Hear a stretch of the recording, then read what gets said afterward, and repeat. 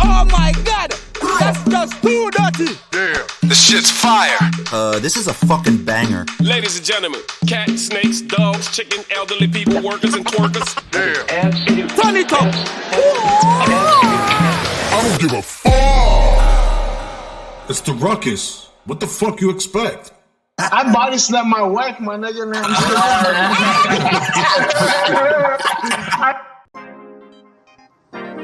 But that goes back to something that we talked about a while ago on the chat. Is like, is human nature selfish?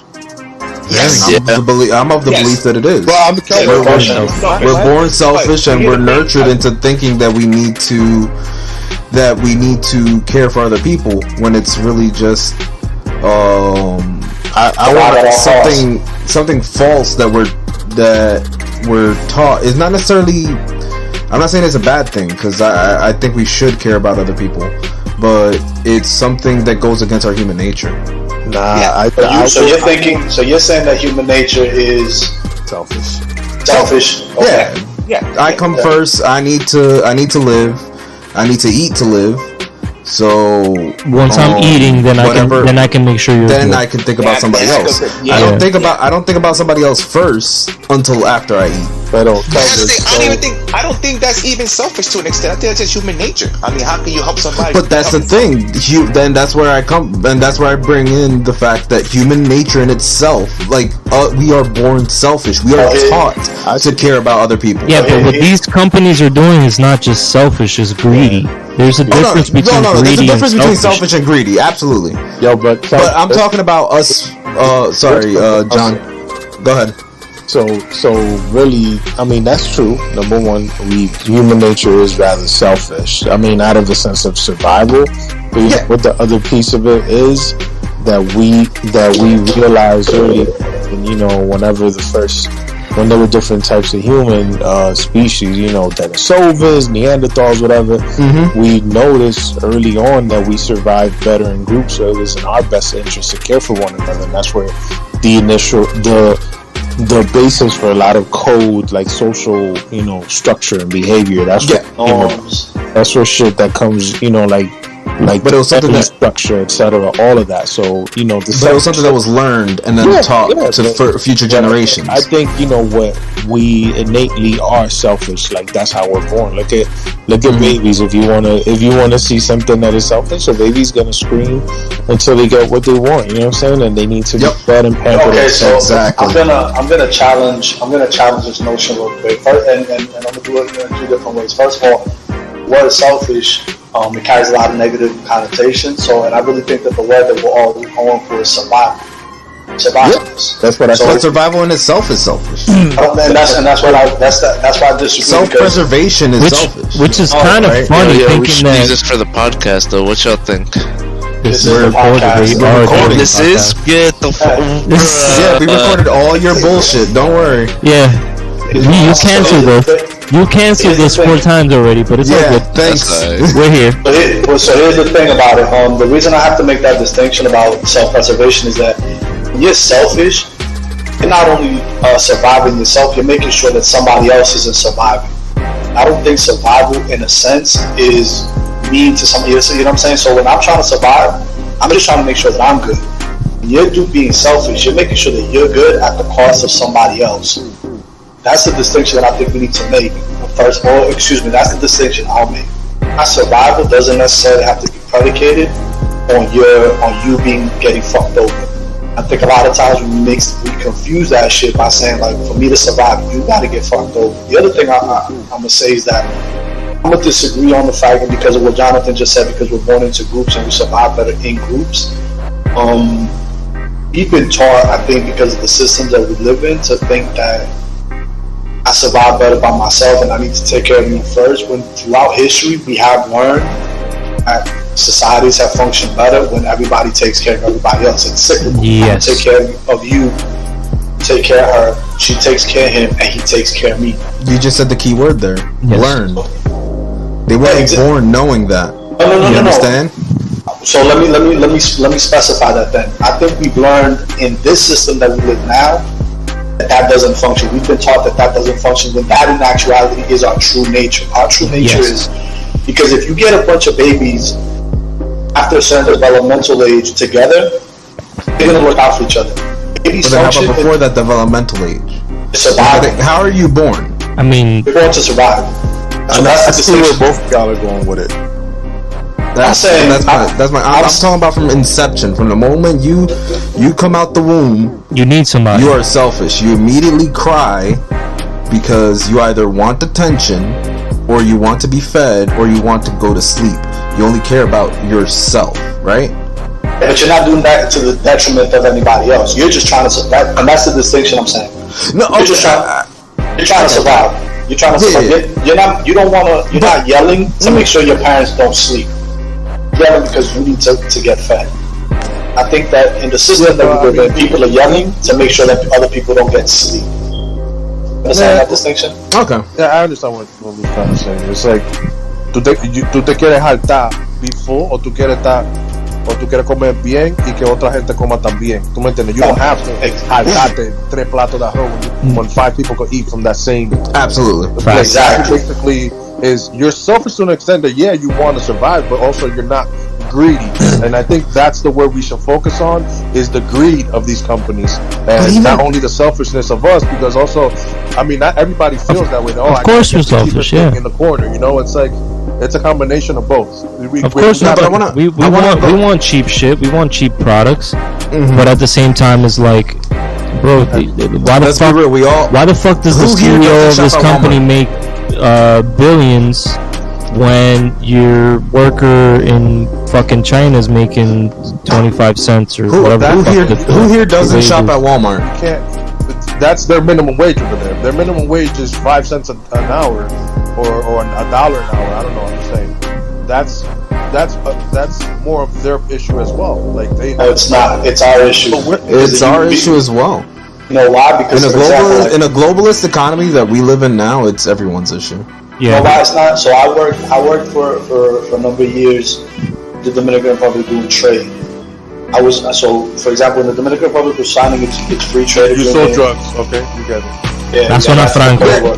So when the Dominican Republic was negotiating a trade agreement with the European Union, it was the Dominican Republic and CARICOM, which is all the small islands, so Jamaica, Barbados, all of them. And the European Union said to CARICOM, you have to negotiate with us as a bloc. How did the European Union do that? Because if each country negotiated an agreement separately with the EU, each country would do a lot better financially. Get more leverage. But that's why the Dominican Republic's the biggest country in the Caribbean too, because they're not actually part of CARICOM. Exactly. That's one of the reasons. That's one of the reasons they don't want them in CARICOM. But for this particular trade agreement, they said no, you have to do it together. When they did it together, what ended up happening? The Dominican Republic had to, for example, sell less sugar. Barbados got to sell more sugar. The Dominican Republic wasn't able to get the same amount of visas to the European Union. Jamaica had to get more visas. Trinidad had to get this. This country had to get that. So what I'm saying in the globalist economy, when you see China and their wages, it's not because the Chinese government wants to pay that. It's because the United States government is pressuring them to be able to say, you need to do this, this, and this, so that we have this type of business relationship. Yeah. And you have cigarette companies that say, we want to be able to sell cigarettes in this country. Your health minister can't say this about smoking. And your minister can't say this about these products and this alcohol product and that. Olympics are the World Cup of Brazil. In Brazil, it's illegal for you to have bottles in the stadiums. And the World Cup said that you're going to host the World Cup. They had to change federal legislation to allow. Budweiser went to the government and said, you have to change legislation so that we can sell glass bottles in the stadium. What the fuck? Think about that shit. And the reason that they don't sell glass bottles in stadiums, like give and take, a bunch of concessions, one side always getting more than the other. Yeah. But we live in a globalist economy, so when you can't say China's low wages are because the Chinese want it that way. I don't think any Chinese person is gonna be like, it's good to get paid 10 cents an hour. No, I never said the Chinese people want it that way. No, I'm not saying you. No, but it benefits the companies that do it, and they have this fucking power. The CEOs love it. Yo, and to add to that, one of the so with the whole globalization push of making China the world's factory, that's not new. That's some shit that was in the plans from the 50s. That was Kissinger and all of them, and they were like, yo, we need to go to China because these people, bro, there's so much shit that is interconnected and everything. Yo, who's your mom that just joined? My bad. I'm like, yo, through my mom. So, nah. Yo, who this? Who got that? What the fuck? So now with the shit about the push for that was like all these businessmen and all these people, the U.S. Chamber of Commerce and all these different organizations, the motherfuckers at the Koch brothers support, that type of shit. They were like, yo, we need to go somewhere else where manufacturing is a lot cheaper. So they ended up going. But I mean, opening up to China. Like, bro. Even if you want to go before that, I mean, they brought in Chinese workers for the railroads and everything the fuck else. And then we fucked them. And that was in the mid to late 1800s. Yeah, the Transcontinental Railway. We've been doing this. This is the mind. Okay, but my thing to combat that always has been there has to be some regulation where you can't outsource 100% of your manufacturing. You get what I'm saying? That's what I'm saying. You could outsource 50-60%. But 30-40% has to be in house. And the thing is that you know how it works, bro. Like we objectively should have that. We should have those types of regulations to kind of protect our industries. And yeah, it's a little protectionist, kind of keeping shit in house, but then that'll be better for us in the long run, to where the jobs are kept here as opposed to them going somewhere else. And the thing is that there are laws there aren't laws that protect our jobs in every industry. There's some industries where you can't outsource. You can't outsource the shit like weapons manufacturers, for example. Every country that got weapons manufacturers, they keep that shit in house. Aircraft, of course. Like you know what I'm saying? Like Airbus is a rare exception. You can't outsource an Amazon. I mean, no, they don't make shit. They don't make shit. That's what I'm saying. Amazon is a tech company. Just look at that. Did you guys even see like their new Amazon Fresh supermarket? Yeah, I saw that shit. That shit was wild. Ridiculous, bro. It is. That's gonna be Walmart. You think so? If they could compete with pricing, yes. And they're kind of there already, though. They're kind of there already, but the thing about it is this is where I see like an Aldi's dying and all these other little. I don't know. Walmart's trying to get in there, man. Walmart fucking switched to 2-day shipping. Like you didn't require a fucking Prime account for that shit. They already had the infrastructure. They didn't really have to do much, and they're fucking every single Walmart pretty much works as a fucking warehouse. If you look at their back rooms, it's a warehouse. But this is why we were talking about it at the very, very beginning. This is why politics is important. I noticed. Oh my bad. Sorry. No. I'm just gonna say Walmart. If Walmart's gonna compete, it's not because they provide a better product. It's because are they able to get legislation to help them compete. Yeah. So it's not that Walmart has a and not just legislation is wanting to adapt. Like I noticed one thing today. I was at Walmart.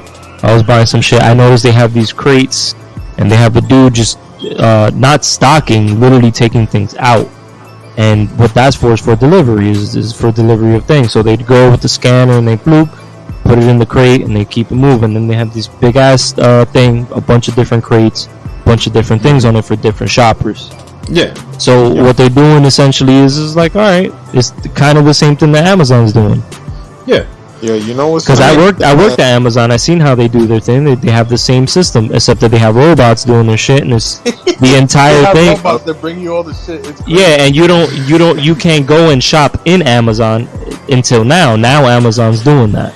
So Amazon's encroaching on their territory, and Walmart's like, well, we're gonna encroach in yours, motherfucker. Like, figure it out. Walmart got a built-in advantage. They were the first to do the RFID chips in the packages and stuff. So it's like a manifest will say, this box has 300 of whatever, right? Yeah. and all they got to do is scan it. And now it's like you go into the warehouse, like there's scanners built in that detect when that shit is getting dropped off. And because I deal with postal, like postal does that too, but on a different, like it's a different kind of setup. And Walmart, yo, they got so much technology, bro, that like really the only people that could compete with them is fucking Amazon. They kind of have an advantage in many areas over Amazon. So Amazon got to kind of, you know, they still got a little evolving to do. I was when I worked at Amazon, like just what you just said, our receiving department was, we have to literally open every single package that comes into the warehouse. We open every single box, count everything that's in it, and we have to tell the computer what's there. Bro, it's a you know what I mean?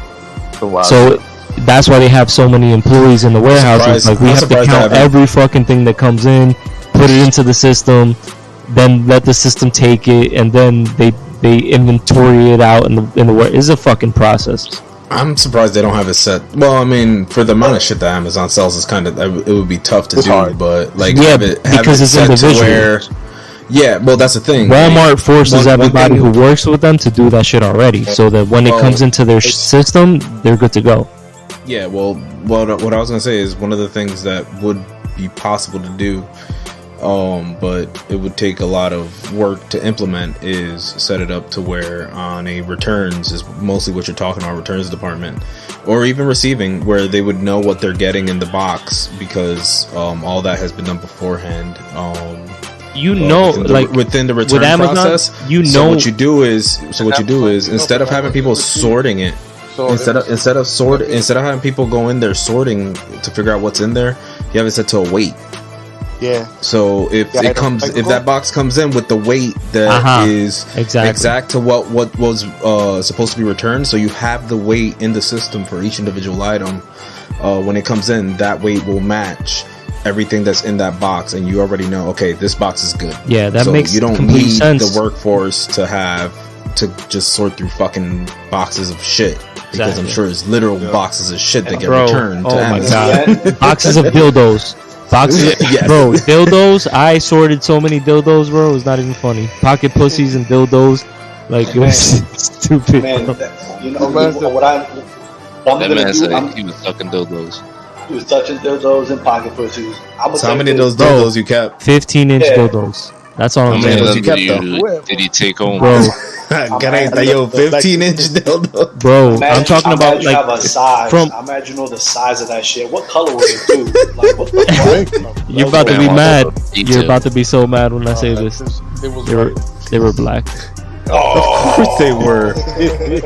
What a fucking surprise. It was the size of where my elbow joint is to my fingertips. I remember the shit was enormous. You know what made Peter even more scared is that one time he saw he told me this. He's like one time he saw the address and it would say his next door neighbor Karen.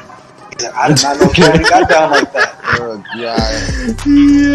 Like, oh bro, shit, I did not know Karen liked the BBC dildo. Oh shit, Karen. The shit that freaked me out for real was the pocket pussies that were sculpted into porn star pussies. I'm just worried. I'm more worried about the fact that you actually put a dildo next to your arm to figure out how long it was, knowing that shit was probably used. What department did you work in? Receiving. That shit receiving dildos, bro. Come on. I received a lot of. Yo, that's wild. The fact that you could return a dildo. Yo, that's wild. Yo, what type of person do you have to be to return a dildo? A used. After you use it, like, nah, this is not the size for me. Yo, Amazon is the biggest seller of fucking sex toys in the world. It's crazy. Yep. Son. Peter worked in the actual dildo department of Amazon, and I did not know they had one of those. Bro, where do you work? I work in the dildo department. Oh shit! Second yeah, and it's called the receiving.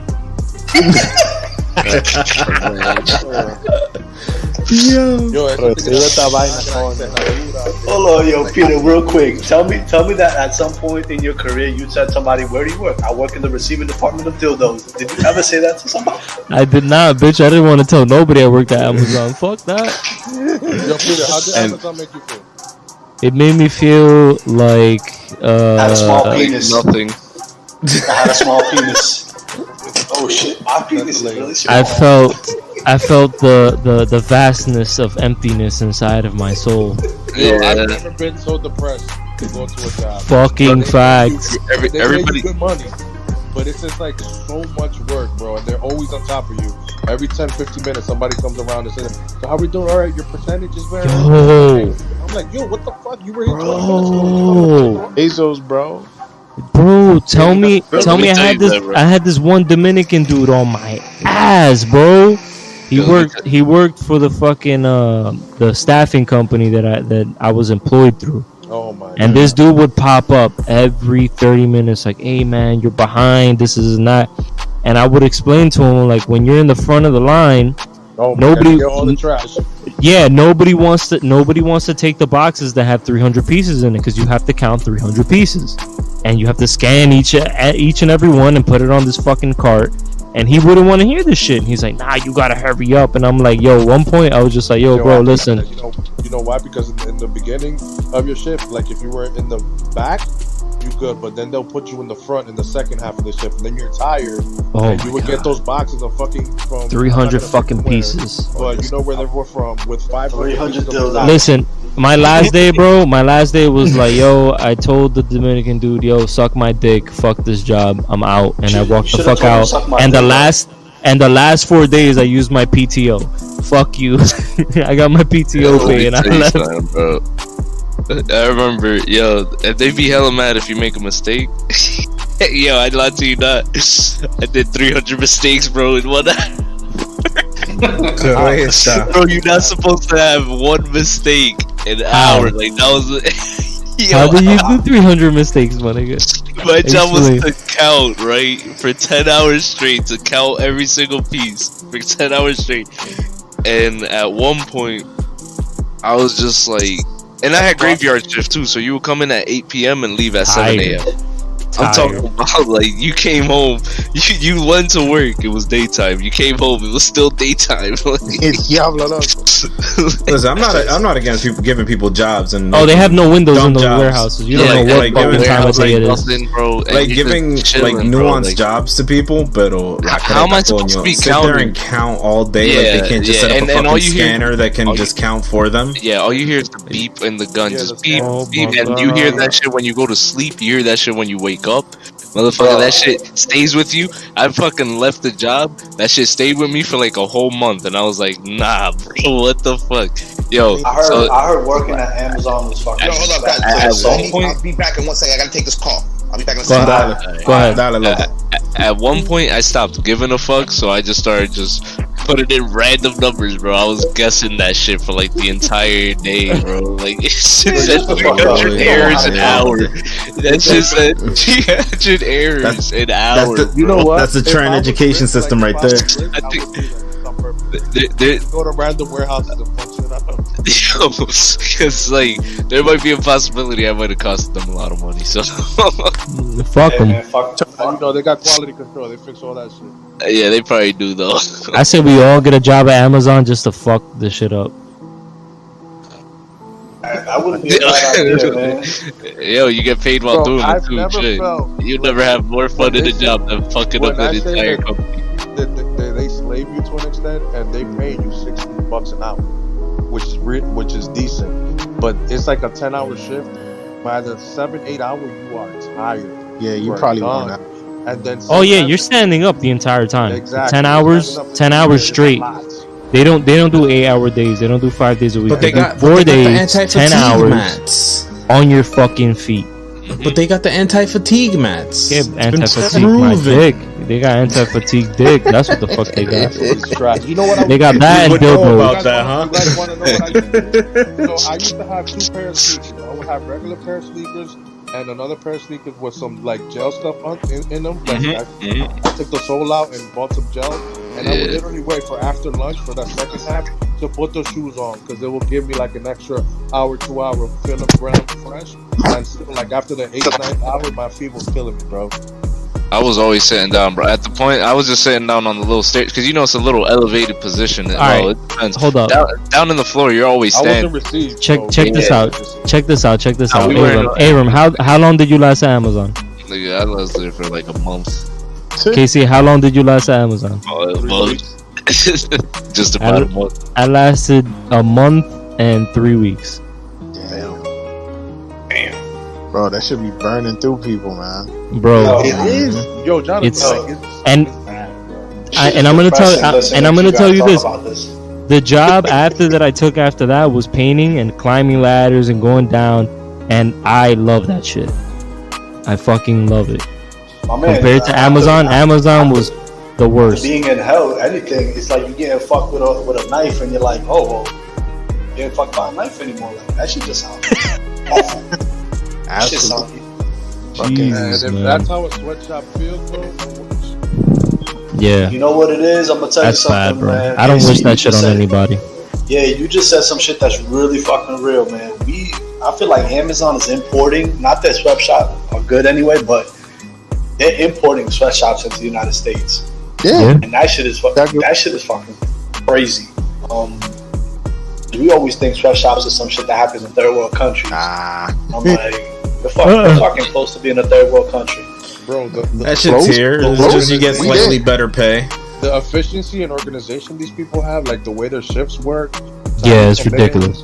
It's like there's only maybe a 20-minute span where the people that were there before are not there no more, and the new shift comes in. It's crazy. Then the warehouse, it's a square mile, the one where we worked in. It's a whole mile. So imagine if you have to take a break, you have to walk 10 minutes. So your 15-minute break, you will stay where you at. Yep. So that's what people don't understand. Like, yeah, it's like a whole mile walk. It takes you fucking 5 minutes to walk to the place. So yeah, it's a mile walk. What I would do is I'd skip the fucking the 15-10 minute break, whatever the fuck it was, and I'd wait and I'd go take a shit for like 30 minutes. Bro, I would just wander around, bro. Fuck all that, but bro. Because the bathroom was closer. Let me tell you something. At one point, like I was just wandering around. Like after lunch, I would clock in and I'll just be like, "Look, I got lost." Because like, because the big ass warehouse, it's like a mile long, right? So you just walk around and shit, and I'll just be like, "Yo, bro, I don't know where the hell I ended up." But put this in perspective. The only reason you guys had to work that shitty job is because at the same time, and I'm not blaming you guys, you want one-day shipping on all your products. That's true. Man, I don't give a fuck. Fuck you, yo. That's where the selfishness comes back. I'll wait the extra 2-3 days if the dude don't have to work. That's where the selfishness comes back. Lou, I was bringing it back, baby. I'm the best moderator on the planet. Hold on, Jonathan. I'll start again. I didn't hear you. Say that again, John. Oh, no, because some people is like... Nah, oh, go ahead. Go, John, go. Nah, it's true. Is that exactly what it is? It's like one-day shipping. And it's like, my dude, just fucking do Walmart for 36, 48 hours. We could wait a little bit. Don't have the homie working fucking 10, 12 hours standing up. But Walmart's not doing the same thing because they need to compete with that one day shipping. Available at so Walmart is you can pick your own fucking shit up. I'll just go pick this shit the fuck up. And that's it.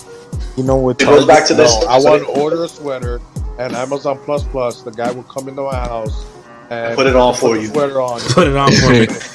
As soon as I hit submit, 5 minutes later. And you give him a tip, and he jerks you off too. ¿Qué maldito tip del diablo? Yeah, he receives a deal, though. Bro, my car. That's a gift. I have Amazon Prime, and they send me Blow you? Acura. If you want, you can activate where they'll put a package in my car. Like, they'll Slim Jim your car, bitch. They have a way. I'm doing this for your convenience. I'm saying this goes back to this conversation of selfishness. It's like you want that sweater. You want that sweater because you don't want to be cold. You want that dildo to be there. Yeah, you want that dildo to be Bro, there. if my dildo isn't in my house an hour after I order it, how am I gonna fuck myself with the Vaseline? Wait a minute. And that shit better be warm.